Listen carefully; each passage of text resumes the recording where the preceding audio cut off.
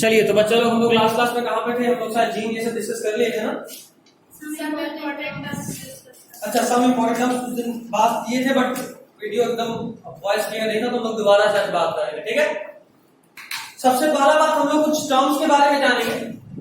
आज मैं आपको एकदम टू द पॉइंट पढ़ा रहा हूँ। उस दिन तो सोचा था कि एक दिन हमारे पास एक्स्ट्रा था तो हम थोड़ा एक्स्ट्रा भी बता रहे थे, बट अब वो एक दिन घट गया। तो अब टू द पॉइंट आपको कुछ बेसिक्स टर्म्स के बारे में जानना है। सबसे पहला नाम है जीन।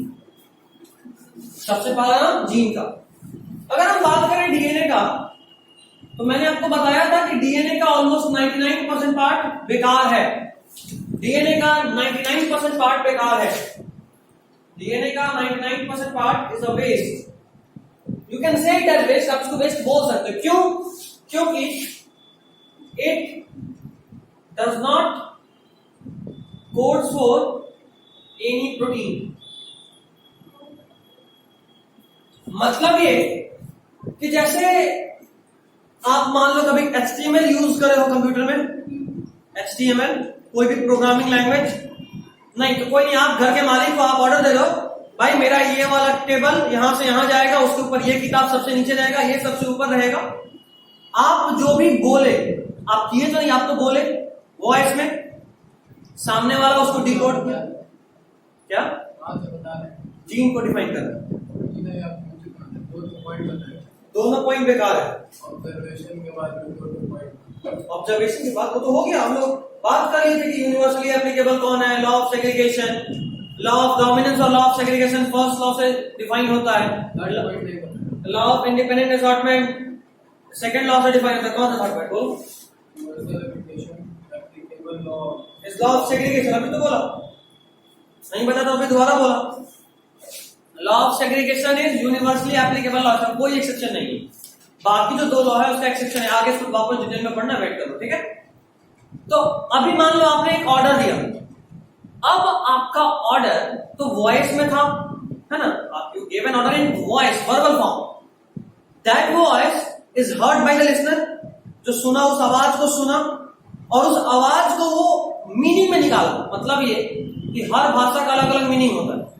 हम हिंदी बोल रहे हैं, आपको हिंदी में सुनाई दे रहा है, आप हिंदी समझ रहे हो क्योंकि आप मेरे आवाज को डिकोड कर रहा है, आपका ब्रेन उसका मतलब बता रहा है आपको। अगर हम कहें कि हाथ उठाओ, तुमको समझ में आ रहा है कि सामने वाला हमको ऑर्डर दे रहा है कि you have to raise your hand, isn't it? But अगर हम किसी को किसी और लैंग्वेज जर्मन में बोल दें तो हम तो बोले, लेकिन क्या तुमको समझ में आया? नहीं आया। तो क्या तुम हाथ उठाओगे? नहीं उठाओगे। डीएनए में वही ये आवाज है। डीएनए क्या है? आवाज, जो ऑर्डर दे रहा है, ठीक। ये आवाज डायरेक्टली तुम्हारे कान तक नहीं जा रहा है। खास बात है डीएनए वाले सिस्टम में, सेल में खास बात है कि ये डीएनए डायरेक्टली ऑर्डर नहीं देता। मतलब ये कि तुम्हारे पास एक फोन है, मेरे पास एक फोन है, हम अपने फोन पे ऑर्डर दिए, जोया आज आपको बुक ये वाला लेकर आना है।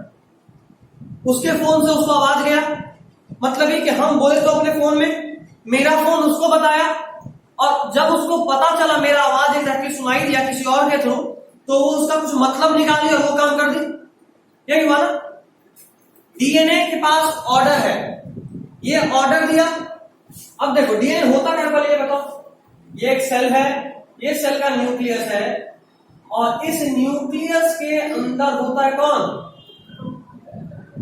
इस न्यूक्लियस के अंदर होता है, इधर देखना, इस न्यूक्लियस के अंदर क्रोमोसोम, और क्रोमोसोम बना होता है डीएनए से, ठीक। न्यूक्लियस के अंदर क्रोमोसोम, क्रोमोसोम बना होता है डीएनए। समझ में आ रहा बात? सुनना जरा। अब आपने जो ऑर्डर दिया डीएनए को, वो ऑर्डर डीएनए डायरेक्टली नहीं दिया। डीएनए बोला आरएनए को। आरएनए का फुल फॉर्म होता है राइबो न्यूक्लिक एसिड। डीएनए का full form deoxy ribo nucleic acid. वापस बोल रहा हूं, डीएनए का full form deoxy ribo nucleic acid. RNA का full form ribo nucleic acid. तुम्हारे लिए भी इंपॉर्टेंट है, इंग्लिश हिंदी सेम ही होना नाम है, ठीक है। Ribo nucleic acid and deoxy ribo nucleic acid. तो डीएनए मेन मास्टर था। इस यहां डीएनए जो अंदर में बैठा हुआ है, इसको इस सेल के अंदर जो भी चीज है उसको कंट्रोल करना है। तो डीएनए डायरेक्टली ऑर्डर नहीं दे रहा, नो। इसके अंदर जो डीएनए है, ये अपना एक फोटोकॉपी तैयार किया। एग्जैक्टली क्या तैयार किया? Photocopy. This DNA is first converted into RNA. DNA का फोटोकॉपी बना, ये आरएनए गया राइबोसोम के पास। कहां गया? राइबोसोम के पास। ये हम थे जो ऑर्डर दिए, ये मेरा वो फोन है और ये जोया है। ऑर्डर दिए, बुक लेकर आना है, फोन में आवाज गया, वहां से जोया तक पहुंचा, जोया उसको डिकोड की और डिकोड करने के बाद जो एक्शन था वो कंप्लीट की। डीएनए में ऑर्डर था कि भाई मेरे को प्रोटीन बनाना है ऐसा जिससे बाल का कलर ब्राउन हो, ठीक। डीएनए का ऑर्डर पहुंचा आरएनए को, आरएनए जाकर बोला किसको? राइबोसोम को। राइबोसोम उस कोडिंग को समझा कि बोलना क्या चाहता है और उसके बाद प्रोटीन बना दिया, ठीक। वापस से रिपीट करता हूं, डीएनए मास्टर है, वो अपना ऑर्डर सेल तक पहुंचाने के लिए अपने एक मैसेंजर का सहारा लेता है, खबरी, जो इस खबर को यहां से वहां पहुंचाए। तो डीएनए उसका मैसेंजर आरएनए, आरएनए मैसेज पहुंचाया किसके पास? राइबोसोम, जो उस मैसेज को डिकोड करा और जो कोड था उसको बनाकर तैयार कर दिया, ठीक है। ये रहा मेरा डीएनए, इसके अंदर पूरा पूरा कोडिंग भरा हुआ है। क्या भरा हुआ है? कोडिंग। लेकिन इसमें से जो कोडिंग है, उस कोडिंग में से 99% पार्ट बेकार है। मतलब ये कि हम अभी इतना देर जो बोले, इतना देर जो कुछ भी समझाए, उसमें काम का बात सिर्फ इतना था कि डीएनए से आरएनए बना, आरएनए से राइबोसोम बना और वो प्रोटीन बनाया। तो बाकी सारा बात तो बेकार हो गया, बोले समझने के लिए जरूरी था बट बेकार हो गया, काम का तो बस इतना ही था, ये एग्जाम में पूछेगा। उसी तरह डीएनए में मैक्सिमम पार्ट नॉन कोडिंग होता है, जो प्रोटीन को कोड नहीं करता, प्रोटीन को कोड नहीं करता। तब बचा कौन सा पार्ट? मान लो अगर हम डीएनए बोले, 1 DNA is equal to coding part plus non coding part, यही है ना DNA. DNA coding part non coding part से मिलकर बना है। ये तो खैर बेकार है, इसका क्या यूज है थोड़ा सा वो हम लोग किसी मॉलिक्यूलर जेनेटिक्स से लास्ट टॉपिक में पढ़ेंगे, इसका बात नहीं करें। कोडिंग पार्ट, अब मान लो मेरे बॉडी में कैसे एक तरह का प्रोटीन बन रहा है, हजारों हजार लाखों प्रोटीन बन रहा है, ठीक है। और मेंडल के टाइम में साइंटिस्टों का ये मानना था कि एक जीन एक प्रोटीन को कोड करता है। क्या मानना था? एक जीन एक प्रोटीन को कोड करता। मतलब ये कि अभी जो हमने एग्जांपल लिया था बाल के कलर का, उस कलर के लिए एक कोई जीन होगा जो उस तरह के हेयर कलर को कोड कर रहा होगा, ठीक है।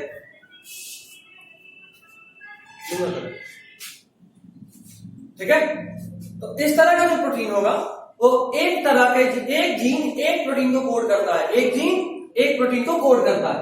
मतलब ये कि इस कोडिंग पार्ट में हजारों जीन होंगे। कौन आएगा तो हमारे समझ में आएगा।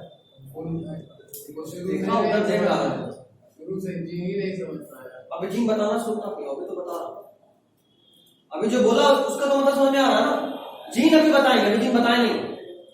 डीएनए में कोडिंग पार्ट, हाँ डीएनए में coding part non coding part, ठीक है। अब कोडिंग पार्ट तो बहुत सारा हो सकता है क्योंकि डीएनए से बहुत सारा जीन बनता है, ठीक है। सॉरी, डीएनए से बहुत सारा प्रोटीन बनता है, डीएनए से बहुत सारा प्रोटीन बनता है, तो बहुत सारा प्रोटीन के लिए बहुत सारा जीन, isn't it? मतलब ये कि मान लो इतने दूर के डीएनए से 10 तरह का प्रोटीन बन रहा है, मतलब ये कि इतने दूर के डीएनए में 10 जीन होगा, ठीक। नहीं समझ में आया तो सिंपल जीन को याद रखो। The part of DNA that codes for a single protein is called gene. अभी ठीक है, डीएनए का वो पार्ट जो एक प्रोटीन को कोड करता है उसको एक जीन बोलते हैं, ठीक। The part of DNA that codes for a single protein is called gene. कोई दिक्कत है बेटा? चलिए जीन हो गया। याद रखना है gene is the unit of inheritance. कोई अगर आपसे पूछ दे कि इनहेरिटेंस का यूनिट क्या है तो जीन है, ऐसे ही एक्स्ट्रा है तब नहीं पूछेगा, ठीक। देखो जो जो एक्स्ट्रा बोल उसको काटते चलो क्योंकि लिख तो यही हो गया ऑलमोस्ट। लिखे हो नहीं लिखे हो? देख के लगा नहीं लिखिए तुम, तो काटते चलो। लिख लियो तो काटते चलो। तुम लिखी तो बोल लिख लेंगे। कहां तक लिखी? इसके पहले तक जाते हैं, स्लो भी लिख रही है। मतलब उसके आगे में एक कट मार दो जिससे पता चले कि लास्ट टाइम में इसको रिवाइज नहीं करना है। नीट के लिए, हाँ नीट के लिए भी, तो नीट के लिए तो क्यों करना? कौन सा करना है? Gene is the unit of, मतलब it is the unit of inheritance of. हो गया? नेक्स्ट बात सुनिए, it controls the phenotypic character.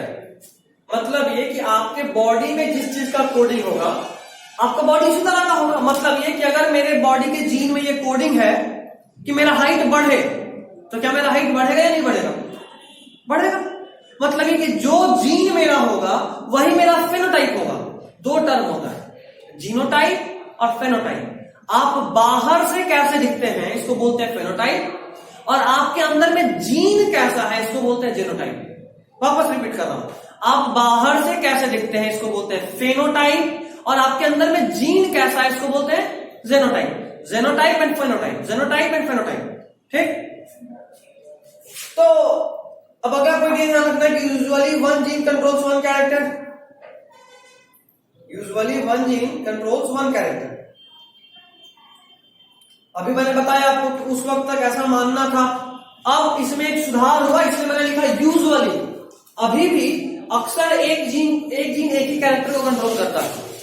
अक्सर एक जीन एक ही कैरेक्टर को कंट्रोल करता है, बट एक से अधिक को भी कर सकता है, या ऐसा भी हो सकता है कि 3-4 जीन मिलकर एक कैरेक्टर को कंट्रोल कर रहा हो। तो हर केस पॉसिबल है, बट यूजुअली एक जीन एक कैरेक्टर को कंट्रोल करता है। इसका मतलब क्या आगे समझेंगे।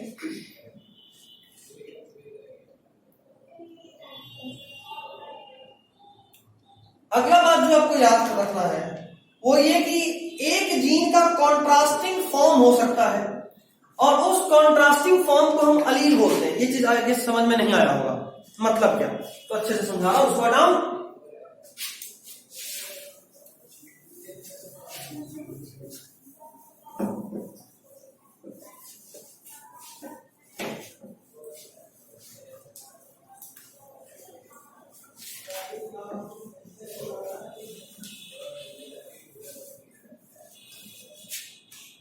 सुनिएगा बच्चा लोग, एक जीन का एक से अधिक कैरेक्टर, सॉरी एक जीन का एक से अधिक फॉर्म हो सकता है। ठीक है, देखो मान लो ये आपका डीएनए, देखो ध्यान से, बेसिक कंसेप्ट सबसे मेन यहीं पे है। ये समझ गए तो ये चैप्टर मजा मजा, नहीं समझे तो सजा सजा, ऐसा वाला है ये कंसेप्ट।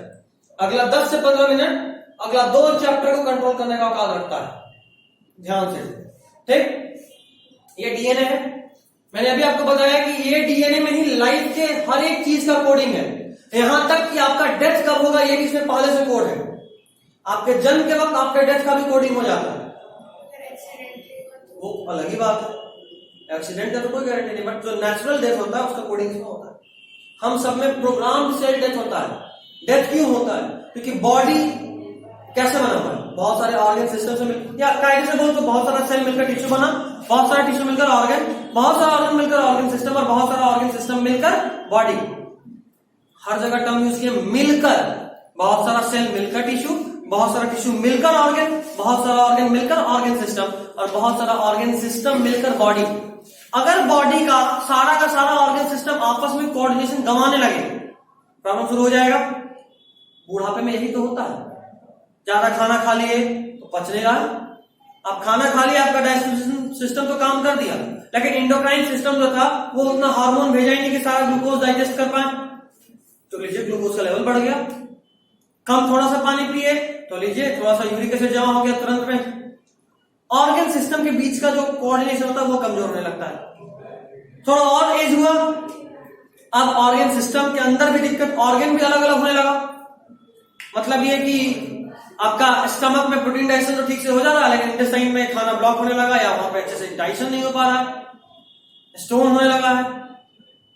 और ज्यादा हुआ, ऑर्गन लेवल पे भी कमी, किडनी के अंदर ही यूरिन बंद तो रहा था, लेकिन उसमें न्यूट्रिएंट सारा का सारा बाहर निकल जा रहा था। अब थोड़ा भी और बढ़ा तो टिश्यू लेवल पहुंचेगा डेथ। तो जैसे बॉडी बनने के लिए सबका साथ आना डीएनए में कोडेड है, उसी तरह एक समय के बाद सबका अलग अलग होना भी डीएनए में कोडेड है। इसीलिए बोले हमारे अंदर प्रोग्राम्ड सेल डेथ होता है, प्रोग्रामिंग होता है। ठीक है। अगर आपको 11th का सेल याद आ रहा हो, सेल में क्रोमोसोम याद आ रहा हो, तो क्रोमोसोम के एंड पे टेलोमियर पड़े होंगे। टेलोमियर, वो जो टेलोमियर है वहां पे हर सेल डिवीजन के बाद टेलोमियर, मतलब जो टेलोमियर है वो छोटा होता चला जाता है, और एक समय के बाद इतना छोटा हो जाता है कि सेल को पता है कि अब मेरा कोडिंग सही नहीं है, तो वो प्रोग्राम चल देता चला जाएगा। ठीक है, कोई नहीं, ग्रेजुएशन लेवल है, ये नीट पे भी नहीं पूछना। ये डीएनए का कोडिंग सिर्फ 4 चीज से मिलकर होता है, ए, टी, सी और जी। ए का नाम एडिनोसिन, टी का नाम थाइमीन, सी का नाम साइटोसिन और जी का नाम गुआनिन। हमारा पूरा लाइफ का कोडिंग सिर्फ इस 4 चीज में छुपा हुआ है, सिर्फ इस 4 चीज। जहां पे ये बात फिक्स है कि ए हमेशा टी से जुड़ेगा डबल बॉन्ड से,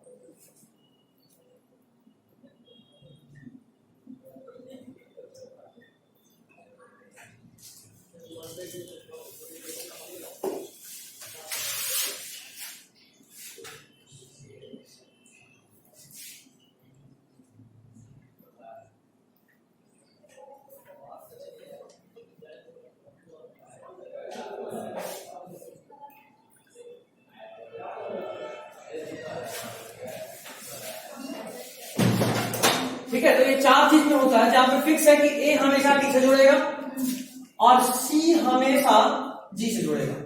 ए हमेशा टी से जुड़ेगा डबल बॉन्ड से, सी हमेशा जी से जुड़ेगा ट्रिपल बॉन्ड से। माइंड इट, ये सब बहुत इंपॉर्टेंट है, वापस से मॉलिक्यूल में आएगा, वापस से तुम लोगों को 12th में केमिस्ट्री में पढ़ना है, बायोमॉलिक्यूल चैप्टर में। ठीक है, तो ये 3 जगह इंपॉर्टेंट है। एक 11th में भी बायोमॉलिक्यूल्स में था, तो वहां स्किप किए थे कि 12th में डिटेल पढ़ना है, तो अभी तो डिटेल पढ़ेगा ना, नो ऑप्शन। ए हमेशा टी से डबल बॉन्ड, सी हमेशा जी से ट्रिपल बॉन्ड।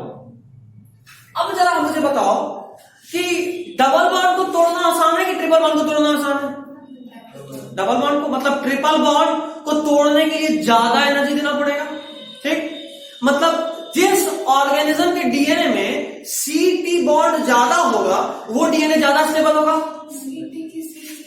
सॉरी, सीजी ज्यादा होगा वो ज्यादा स्टेबल होगा। ध्यान रखिएगा, प्रोकैरियोटिक डीएनए में सी ट्रिपल बॉन्ड जी बॉन्ड ज्यादा होता है, और चूंकि ये ज्यादा होता है सो दीज आर बिल्कुल थर्मोस्टेबल। सुने ही होंगे कि प्रोकैरियोट कहीं भी रह सकता है, गर्म से गर्म जगह पे, ठंड से ठंड जगह पे।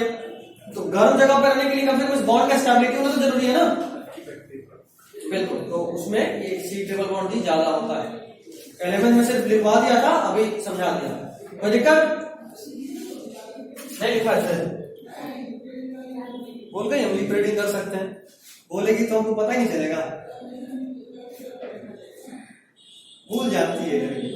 वैसे पहली बार है ना लिक्विडिंग करके इस साल, है ये ठीक है।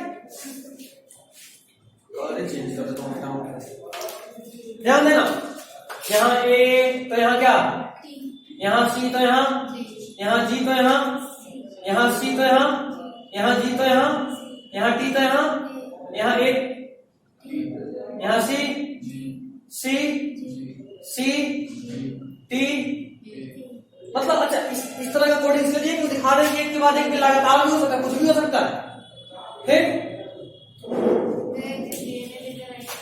डीएनए लेकर डीएनए डीएनए डीएनए अच्छा इसमें इमेज है डीएनए का एक्चुअल लैब में निकाला हुआ चीक सेल से डीएनए निकाला हुआ।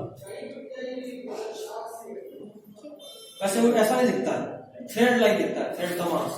ये सुनना, मान ले कि यहां से इतना दूर का जो डीएनए का पोर्शन है ये एक जीन को कोड कर रहा है, ठीक, और जो जीन को कोड कर रहा है वो रिस्पॉन्सिबल है मेरे बॉडी का हाइट बढ़ाने के लिए।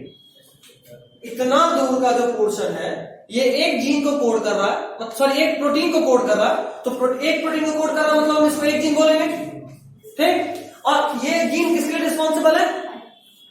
हाइट बढ़ाने के लिए। चलो अपने रेफरेंस में बात करते हैं, हमेशा तुम लोग एग्जांपल लेते हैं, आज अपना एग्जांपल ले रहे हैं, ठीक, तो बहुत ईमानदार है इस मामले में, कोई चीटिंग नहीं, अपना लीजिएगा तो अच्छा ही लीजिएगा, नो ऐसा चीटिंग। तो ये भी सोच पाता है कि ये एक डीएनए का बता रहे हैं, तो हर सेल में डीएनए होता है, हाँ, हर सेल की सेम बिल्कुल बिल्कुल, जैसे एक हाँ हाँ हाँ हाँ, तुम्हारे नाक से निकाले, तुम्हारे कान से, तुम्हारे मुंह से, हाथ से, पैर से, कहीं से डीएनए, बाल से भी निकाले वो सेम ही आएगा।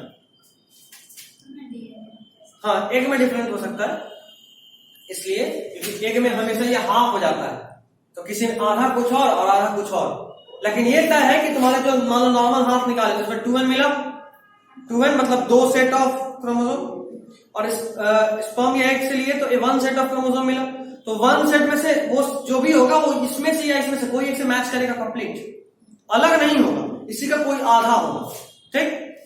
अभी सुनना, मेरे बॉडी में हाइट वाला जीन था तो हम लंबा हो गए, बट क्यों हुए? क्योंकि मेरे बॉडी में ये जो ग्रोथ के लिए जीन था ये ग्रोथ हार्मोन का कोडिंग करा। जीएच पढ़े हो सब लोग 10th में, ग्रोथ हार्मोन।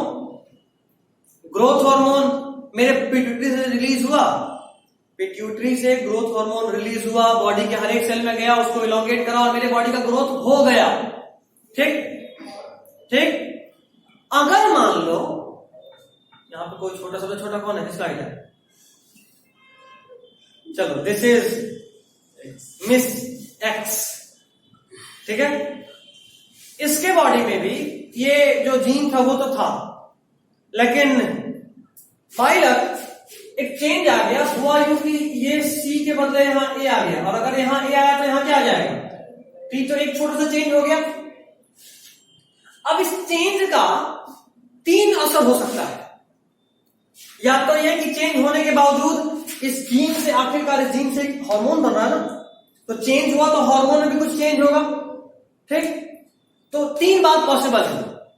पॉसिबिलिटी नंबर 1, ऐसा हो सकता है कि इस चेंज जीन से भी जो हार्मोन बना भले ही थोड़ा चेंज हो गया लेकिन इफेक्टिवनेस सेम है, मतलब अभी भी जिसके बॉडी में वो हार्मोन बनेगा वो लंबा ही होगा। Possibility number 1। दूसरा पॉसिबिलिटी ये है कि ये जो नया वाला एंजाइम बन रहा है इस चेंज की वजह से, जो नया हार्मोन बन रहा है, चेंज कैसे? ये चेंज बहुत सारा कारण, म्यूटेशन का बहुत सारा कारण हो सकता है। कई बार डीएनए रेप्लिकेशन में ही म्यूटेशन होता है, कई बार यूवी रे या किसी भी चीज से, जो कैंसर है तो वो भी एक तरह का म्यूटेशन है डीएनए का, ठीक है, किसी भी तरीके से हो सकता है, बहुत सारा तरीका है। पता कैसे चलेगा चेंज हुआ? बहुत बाद में पता चलेगा, उसके लिए तो वो डीएनए को वापस से सीक्वेंसिंग करना होगा, तो पता चलता है कि अच्छा कोई चेंज हुआ है। चेंज होगा तो बॉडी के हर एक पार्ट में कहीं से भी डीएनए निकाल नहीं, अगर तुम्हारे लाइफ टाइम में चेंज होगा तो जिस सेल में चेंज हुआ बस वही चेंज होगा। हाथ में चेंज हुआ तो पैर का डीएनए कैसे बदल जाएगा? वो तो पहले से बना हुआ है। हाँ, ऐसे तो पता चल जाए, बहुत बाद में जरूरत क्या है? ऐसे पता चल जाएगा, वो पता चलेगा कि यहीं पे चेंज हुआ डीएनए, डीएनए तो दिख रहा है। अगर डीएनए तुम्हारे स्पर्म में चेंज हुआ तो नेक्स्ट जनरेशन में दिख जाएगा, तो पता चलेगा डीएनए में चेंज हुआ था। बोल। हाइट का सब में सेम 40 होता है, हमारा तुम्हारा डीएनए 99.999% सेम है, शायद और ज्यादा ही। जो आपके हाइट में 40 है वो मेरे नहीं। हाइट यानी डीएनए सेम है, थोड़ा मोड़ा स्लाइट डिफरेंसेस है ना, म्यूटेशन उसी को तो बोलते हैं। उतना चेंज तो मेरे और मेरे भाई हो गई, तो तुम में और मेरे में फिर भी चेंज होगा, समझ रही बात? थोड़ा सा चेंज हो सकता है। अभी सुनना, तो पहला पॉसिबिलिटी इस चेंज की वजह से जो हार्मोन बना वो सेम ही असरदार है, ठीक। पॉसिबिलिटी नंबर 2, असरदार तो है लेकिन उतना नहीं, मतलब हाइट तो बढ़ा लेकिन उतना ज्यादा नहीं बढ़ा, थोड़ा सा बढ़ के रह गया। ठीक, लेकिन अब आपके लेवल पे जो पढ़ना है, अभी के लिए जो बात कर रहा हूं, इस केस में याद रखो कि यहां पे जो हुआ भी, जैसे मान लो पहले 10 ग्राम बन रहा था हार्मोन तुम्हारे बॉडी में, तो हाइट बढ़ रहा था। अभी तुम्हारे बॉडी में 5 ग्राम हार्मोन बन रहा है चेंज की वजह से, तो हार्मोन तो बना ना, और अगर हार्मोन बना तो हाइट तो बढ़ ही जाएगा, तो आखिरकार तो आप टॉल ही हो गए। अभी जो आपको पढ़ना है उसमें सेम और स्लाइट डिफरेंस वाले का असर सेम ही माना गया अभी के लिए, मतलब समझो अगला 2-4 लेक्चर के लिए। उसके बाद इसी चैप्टर के नेक्स्ट सेगमेंट में जब पहुंचेंगे तो वहां पे डिफरेंस दिखाई देगा, बट अभी नहीं। ठीक है, हाँ, अभी दोनों का मतलब सेम ही है, हार्मोन बन गया तो हाइट तो बढ़ जाएगा। ठीक, तीसरा केस कि इस छोटे से चेंज की वजह से अब या तो हार्मोन बन ही नहीं पा रहा है, या बन रहा है तो टोटली नॉन फंक्शनल बन रहा है, तो क्या हाइट बढ़ेगा? नहीं, हाइट नहीं बढ़ा मतलब ड्वार्फ रह गए। तीसरा केस क्या होगा? ये जो चेंज हुआ, क्या हार्मोन बन ही नहीं रहा, या तो बन ही नहीं रहा, या अगर बन रहा है तो नॉन फंक्शनल बन रहा है। ठीक, द पॉइंट इज कि ड्वार्फ होने के लिए कोई हार्मोन नहीं चाहिए। नॉर्मली हम लोग जन्म से सब लोग ड्वार्फ हैं, अगर हार्मोन बन गया तो लंबे हो जाएंगे, नहीं बना तो छोटे रह जाएंगे। समझे बात? समझे बात? चलिए, अब मेरा दूसरा बात सवाल का जवाब देना। पहले जब इसका जो भी कोडिंग था और अब का कोडिंग से एक छोटा सा चेंजिंग तो हुआ है एक बेस पेयर में, है ना? अच्छा, पहले अगर तुम इसको बोल रहे थे कि ये हाइट का जीन है, तो क्या इस चेंज के बाद इसको नहीं बोलोगे कि हाइट का जीन है? अभी भी ये हाइट का जीन है, लेकिन बोलोगे कि अब जब चेंज हो गया तो हाइट का जीन है लेकिन खराब वाला, तो क्या अभी गड़बड़ हो गया कोडिंग? समझे बात? पहले जो जीन था वो भी हाइट का था लेकिन वो अच्छा था, सही था, और अभी जो जीन ये जो है अभी भी ये हाइट का ही जीन है लेकिन ये म्यूटेटेड है और नॉन फंक्शनल टाइप हो गया है। समझे बात? मतलब ये कि यहां से यहां तक का कोडिंग, एक जीन पहले भी था, एक जीन अभी भी है। पहले भी हाइट का जीन था, अभी भी हाइट का जीन है, लेकिन दोनों के फॉर्म में थोड़ा सा डिफरेंस है। This difference in a gene is called allele. दोनों जीन हाइट का नहीं है, लेकिन पिछला वाला डोमिनेंट अलील था, मतलब अच्छा वाला अलील था, अभी वाला खराब वाला अलील है दोनों जीन। जीन के अंदर सब टाइप कर दिए हैं, जीन के अंदर सब टाइप। देखो, एक जीन का 2 फॉर्म हो सकता है, अगर वो फॉर्म फंक्शनल रहा तो उसको बोलेंगे डोमिनेंट अलील,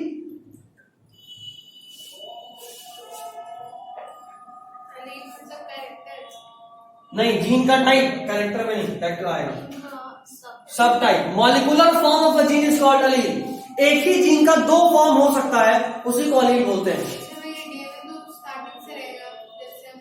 हाँ, लेकिन उसमें हाइट जो ग्रोथ होगा नहीं, ये भी पहले से रहेगा, ये अलील बाद में नहीं बनता, बाय बर्थ होता है। हाँ, हार्मोन का रिलीज टाइम पे होगा, लेकिन कोडिंग तो शुरू से होगा, क्योंकि उसके लिए इनहिबिटर्स होता है। ये पढ़ेंगे हम मॉलिक्यूलर में कि जीन कैसे स्विच ऑन और स्विच ऑफ होता है। समय आने पे वही जीन ऑन हो जाएगा, समय खत्म होने पे वही जीन ऑफ हो जाएगा, काम नहीं करेगा, फिर समय आने पे वही जीन ऑन हो जाएगा। कैसे क्या वो पढ़ेंगे। जीन अगर फंक्शनल है तो डोमिनेंट अलील बोले उसी जीन का टाइप है, और अगर वही जीन नॉन फंक्शनल है तो उसी को बोलेंगे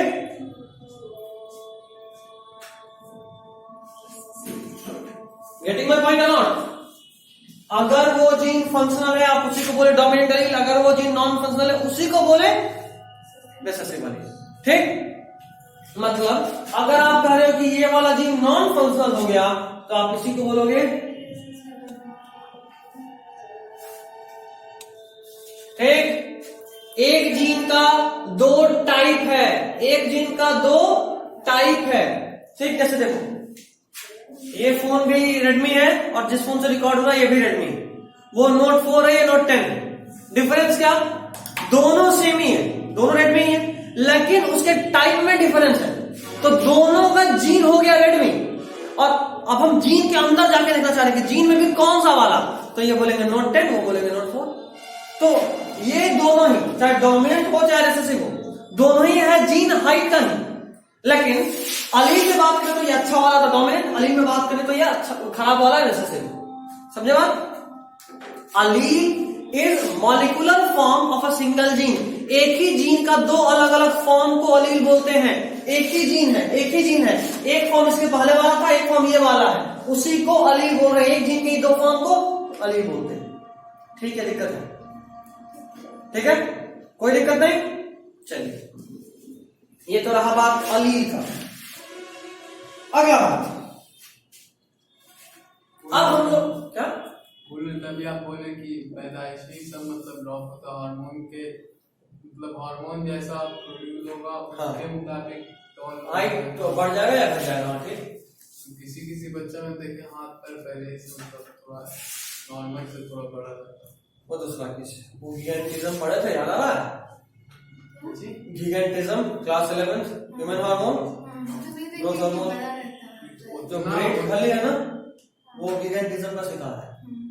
बचपन से उतना भी बड़ा नहीं, तो नॉर्मल तो उसका बाइक जीन, उसका जीन ही शुरू से ही बॉडी लंबा हो, वो हाइट नहीं बढ़ा, बॉडी शुरू से ही बेस ही लंबा है। माँ बाप दोनों में था तो बेस ही लंबा है, हाइट और बढ़ेगा जब टाइम आएगा तब। समझे? और देखो अभी जो भी हम लोग पढ़ रहे हैं ये बहुत बहुत ही बेसिक बात है, बहुत ही बेसिक बात है, बहुत ज्यादा बेसिक। सिर्फ इतने से जेनेटिक्स नहीं होगा। अभी तो जेनेटिक्स से जी स्टार्ट किए हैं, 12th में ही एस खत्म करें, लेकिन उससे भी जेनेटिक्स कंप्लीट नहीं होता है। जेनेटिक्स बहुत बहुत वास्ट चीज है, बहुत वास्ट चीज है। रिसर्च लेवल पे जाओगे तब समझ में आएगा कि असल में अच्छा ये होता क्यों है। कई बार हम ही को लगता है कि हम कुछ पढ़े ही नहीं, ऐसा चीज मिल जाता है, इतना वास्ट चीज है। नेक्स्ट आपको जानना है, अलील आप जान गए, आप जीन जान गए, कैरेक्टर और ट्रेट आपको जानना है ना।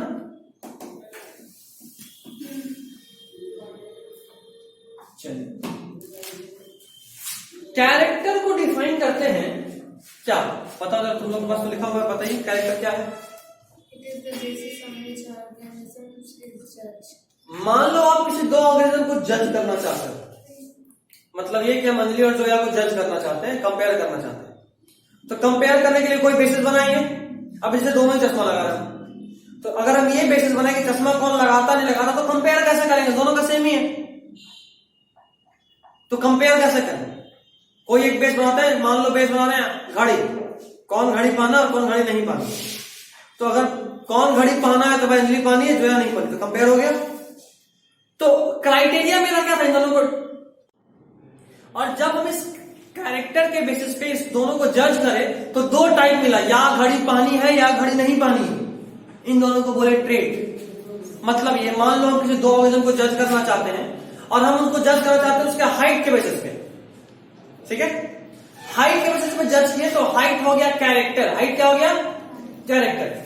अब जब हम उन दो ऑर्गेनिज्म को हाइट के बेसिस पे जज करेंगे तो दो क्लियर कॉन्ट्रास्टिंग फॉर्म दिखेगा, या तो वो टॉल होगा या तो वो ड्वार्फ होगा ना। जब आपने कैरेक्टर के बेसिस पे जज करा तो या तो एक टॉल और एक ड्वार्फ होगा।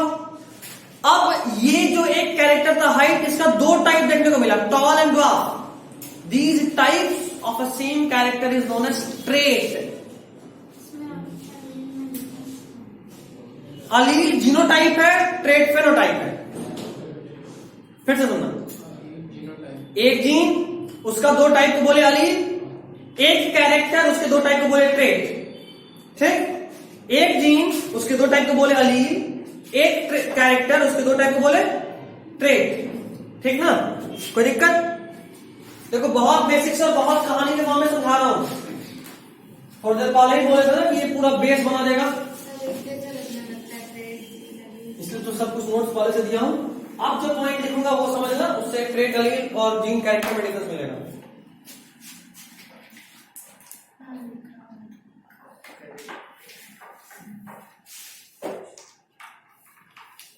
सुनिएगा, वन जीन, इसका दो टाइप, क्या बोले? अलील 1, अलील 2। समझ में आ रहा? बोर्ड देखो, बोर्ड देखो, फिर नहीं समझ पाओगे। एक जीन दो टाइप, अलील 1 अलील 2। एक जीन एक कैरेक्टर को कंट्रोल करता है, ये हम लोग पढ़ चुके हैं पहले ही, बोले भी कि बाद में भले ये कंसेप्ट चेंज हो जाए, बट अभी तो फर्स्ट हाफ ऑफ चैप्टर में यही जानना है। एक जीन एक कैरेक्टर को कंट्रोल करता है, मतलब ये जीन इसका एक कैरेक्टर मान लो हाइट, हाँ तो एक प्रोटीन बनाता है, वो जीन का डेफिनेशन है, but usually one gene controls one character. एक जीन से जो प्रोटीन बनेगा उससे एक कैरेक्टर कंट्रोल होगा। जैसे मेरे बॉडी में जो जीन है ग्रोथ का, टॉलनेस का, क्या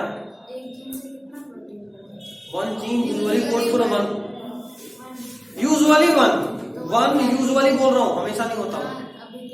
हाँ देखो अभी देखो, इस हाइट का भी दो फॉर्म देखने को मिलता है, ट्रेट 1 ट्रेट 2। मान लो हम किसी ऑर्गेनिज्म को जज कर रहे हैं उसके हाइट के बेसिस पे, तो हाइट के बेसिस पे जब जज करेंगे तो दो ट्रेट मिलेगा, या तो वो टॉल होगा या तो वो ड्वार्फ होगा। आ गया, थोड़ी का निकाल दिया हूं ना इसलिए रो रहा है।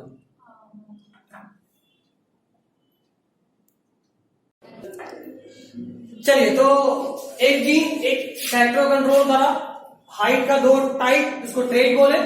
अगर वो ट्रेट डोमिनेंट है तो टॉल है, रिसेसिव है तो ड्वार्फ है, ठीक। अब देखो, जैसे एक जीन एक कैरेक्टर को कंट्रोल कर रहा है, वैसे ही एक अलील एक ट्रेट को कंट्रोल करता है, एक अलील एक ट्रेट को कंट्रोल करता है। मतलब ये जैसे मान लो जीन है, अगर इस जीन का असली वाला फॉर्म है तो ग्रोथ हार्मोन बनेगा, ग्रोथ हार्मोन बनेगा तो ऑर्गेनिज्म टॉल होगा। अगर बाकी सबको समझ आता है, तरह को ना हमको सही में नहीं आ रहा, थोड़ा देर से तो शुरू करता समझना, पहले आवाज सुनता फिर सुनना शुरू करता। अभी सुन, जैसे एक जीन एक कैरेक्टर को कंट्रोल करता है, वैसे ही एक अलील एक ट्रेट को कंट्रोल करता है। कैसे? तो जैसे मान लो मेरे पास जो जीन है, जो टाइप है उस जीन का, वो असली वाला टाइप है जिसमें कोई चेंज नहीं था, तो उससे ग्रोथ हार्मोन बनेगा, और वो जो ग्रोथ हार्मोन बनेगा वो फंक्शनल होगा, फंक्शनल होगा तो ऑर्गेनिज्म टॉल हो जाएगा। तो मतलब ये कि अगर डोमिनेंट अलील है तो ये फेनोटाइप मिलेगा। अगर उसी अलील में कोई मॉडिफिकेशन हो गया, कोई म्यूटेशन हो गया और वो अलील नॉन फंक्शनल हो गया, कैसा हो गया? Non functional. कैसे क्या होगा सब पहले बता चुका हूं। जीन में एक बेस पेयर में चेंज करा था, उस चेंज से एंजाइम या हार्मोन नॉन फंक्शनल हो गया, तो नॉन फंक्शनल हुआ तो क्या ग्रोथ हार्मोन बनेगा? नहीं। और अगर ग्रोथ हार्मोन नहीं बनेगा तो क्या हाइट बढ़ेगा? नहीं। तो ऑर्गेनिज्म छोटा रह जाएगा, रहेगा ना? ये वाला क्या? ठीक। अब रूल ये कहता है कि जो डोमिनेंट अलील हो, जो डोमिनेंट ट्रेट हो, अलील डोमिनेंट है कि नहीं कैसे पता चलेगा, तो बाद में पता चलेगा। जो डोमिनेंट ट्रेट हो उसके नाम के पहले लेटर को, उसके नाम के पहले लेटर को कैपिटल में यूज करते हैं सिंबल के फॉर्म में। मतलब इस ट्रेट का सिंबल क्या होगा? Capital T. और रिसेसिव वाले को दिखाने के लिए डोमिनेंट वाले के नाम का ही पहला लेटर स्मॉल में यूज करते हैं। ठीक।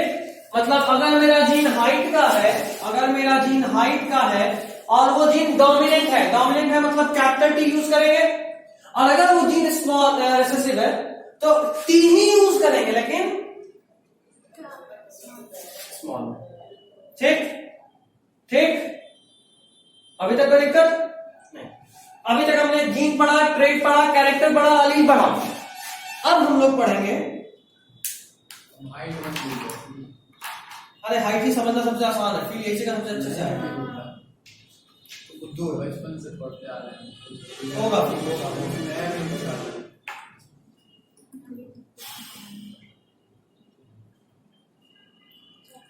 नेक्स्ट रूल ये बोलता है कि allele is always located on the same position of chromosome known as locus. देखो हमारा जो बॉडी है, इसको हटाओ ना, इधर देखो, इसको हटाओ, मैं इसको लिखूं। वीडियो से लिख लेना ना, लिखा हुआ अब है। जरा वीडियो कॉल खोला जाएगा। लिखा तो हुआ क्लिक है। कर, लिखा हुआ है, चल ठीक है, और कर दीजिए ना वहाँ, ऐसे बहुत दूर है। Let me use my new phone, brand new phone. मेरे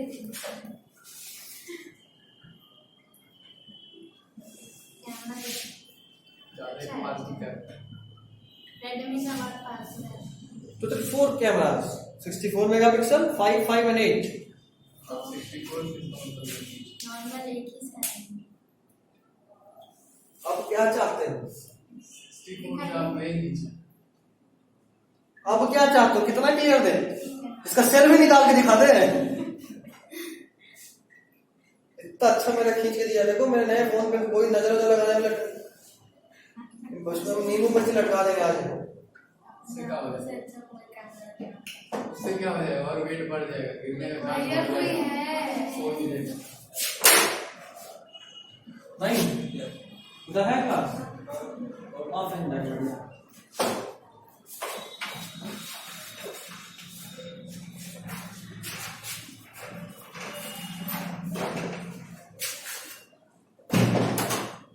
ठीक, चला गया ग्रुप में, इसको लिख लीजिए। अब इसको हटाना, जो भी लिखेगा। क्या ग्रुप में डाल दिया उसको लिख लो। वैसे ये समझने में बहुत आसान कर देगा, इसलिए उसको एक साथ लिख दिए, अंदर तो लिख भी ली।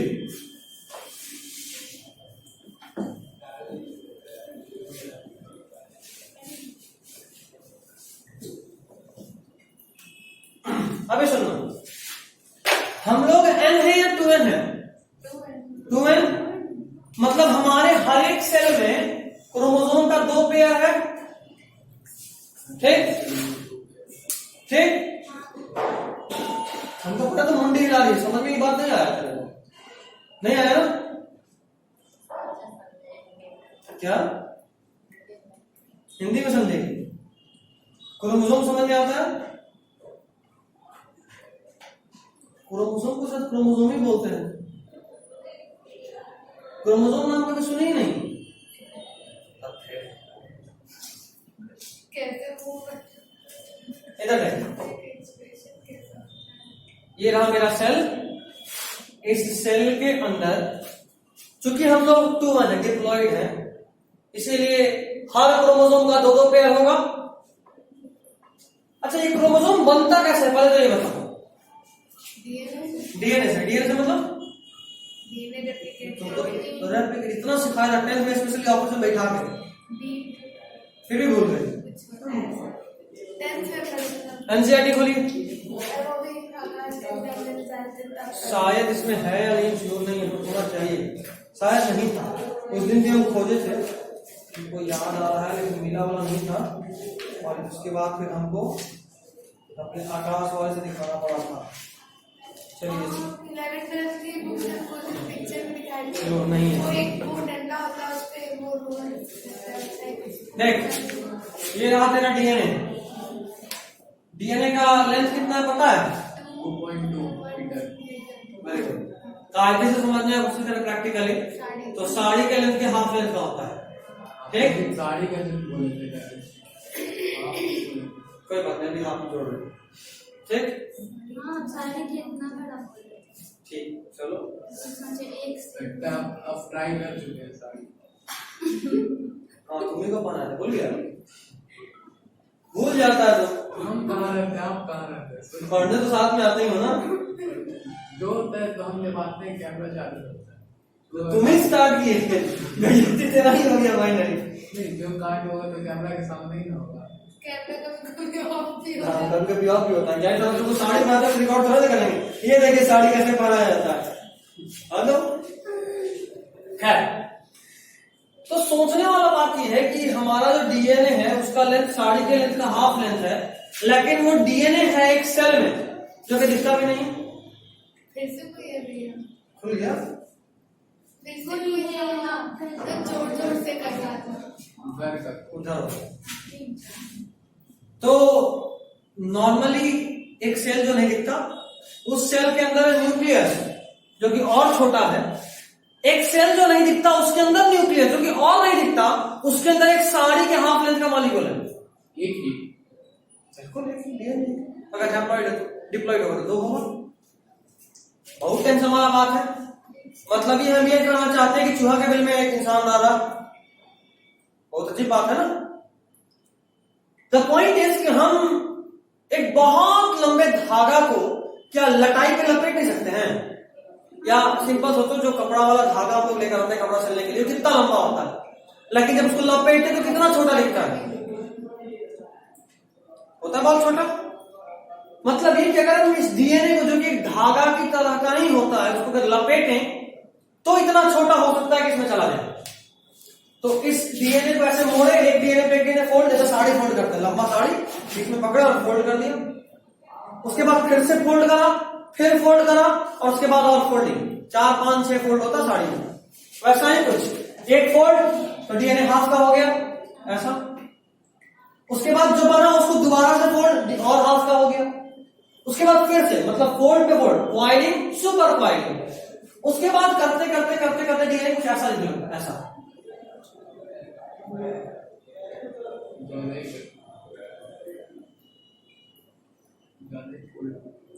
हाँ, वो इतना बड़ा मॉलिक्यूल कितना छोटे में डाला, ज्यादा फोल्ड तो करना ही पड़ेगा। और इसके अंदर 2.2 मीटर तो था ही। अगर 2.2 मीटर को हटाना कितने में है? नैनोमीटर के साइज में, समझ रहे हो?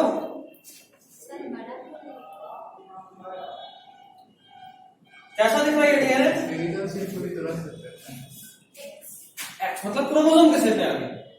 मतलब यही डीएनए क्वाइल होते होते होते होते क्या कन्वर्ट हो जाता है इसमें? क्रोमोसोम। मतलब chromosome and DNA are no different thing. DNA coil and super coil forms chromosome. DNA को लपेट लपेट लपेट लपेट के क्रोमोसोम में कन्वर्ट करते हैं, ठीक है? सेल से डीएनए निकालेंगे तो सेल डीएनए तो बहुत बड़ा। एक्चुअली डीएनए आपस में उलझा हुआ निकलता है, फाइबर के फॉर्म में। दिखाऊंगा, बोलो ना इमेज में पास दिखाऊंगा, उस वाले फोन में है। अबे उस वाले फोन में है, रिकॉर्डिंग देख ले लास्ट में। रुक के दिखा दिया और समझ, कुछ समझ में तो आएगा ना। रुक जा, समझ पल। कहने का मतलब ये था कि जब हम इस डीएनए को कोड कर रहे थे तो मान लो यहाँ पे था हाइट का जीन, और जब क्रोमोसोम बना तो वही हाइट का जीन घूम के यहाँ पहुंच गया, ठीक?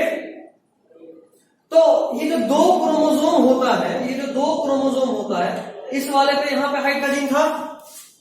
और अगर हम कह रहे हैं कि हम डिप्लॉइड है, मतलब मेरे हर एक सेल में डीएनए का 2 कॉपी है, हर सेल में डीएनए का 2 कॉपी है, एक यहां और एक यहां। तो यहां पे जो जीन था, मान लो ये वाला था, तो इसी का अलील एक यहां भी होगा, ठीक है? इसी का एक अलील यहां भी होगा। अच्छा, ये वाला अलील मे बी कैपिटल टी ही हो तो दोनों अलील सेम हो जाएगा, मे बी ये वाला स्मॉल टी हो तो दोनों अलील डिफरेंट हो जाएगा। समझे बात? मतलब जो अलील यहां होता है उसका एक होमोलोगस यहां होता है, होमोलोगस। एक्चुअली अलील बोलना गलत हो जाएगा कि दोनों अलील सेम थोड़ा ना, जो जीन यहां होता है वही जीन यहां भी होता है, अलील अलग अलग हो सकता है, ठीक? खास बात यह कि अगर हाइट का जीन यहां पे है तो इस क्रोमोसोम में भी यहीं पे होगा, और इस फिक्स्ड पोजीशन को ही लोकस बोलते हैं। इस फिक्स्ड पोजीशन को ही लोकस बोलते हैं। समझे बात? नहीं समझे? हाँ, किसी क्रोमोसोम पे जीन का पोजीशन फिक्स्ड होता है और इस फिक्स्ड पोजीशन को क्या बोलते हैं? लोकस। अब हम लोग अगले क्लास में इसके डेप्थ में एंटर करेंगे। चलिए, this is all for today. अगर 10 मिनट और रुक जाओगे तो इसको खत्म कर दोगे, सब टॉपिक्स को। चलो ठीक है, this is all for today. Next class में हम लोग 10 मिनट इसी बेसिक को कंटिन्यू करेंगे, फिर मेंडेलियन जेनेटिक्स से एक नए मैथमेटिकल दुनिया में एंटर करेंगे, ठीक है? अभी क्लास क्या रिचा जाना किडनैप नहीं हो जाना,